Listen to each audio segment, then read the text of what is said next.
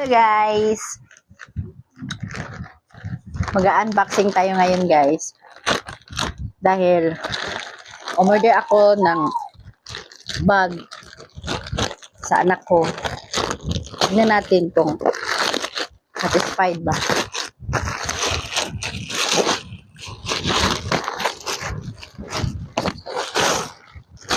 Mura lang to guys. Uy! Super wow ha! Ganda oh. Super ganda. So, tingnan natin sa loob. Maganda yung ano nila guys ha. Naka ano pa siya, naka ziplock. Ziplock na lagayan. So, ayan. Hulat. So, super ganda.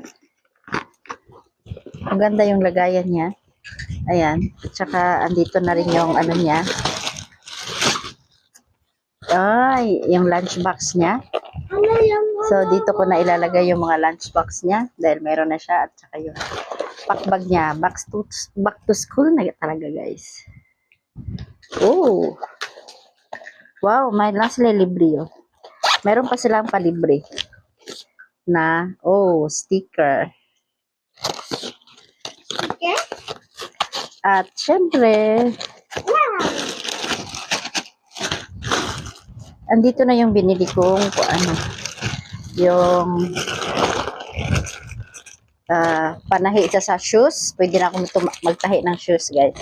Dahil para hindi sayang yung mga na nangaabri na sapatos, pwede na ako siya tahion.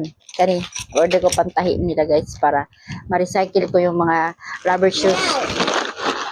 Okay, yung tali ni Icy. So that's it lang for today. Bye-bye.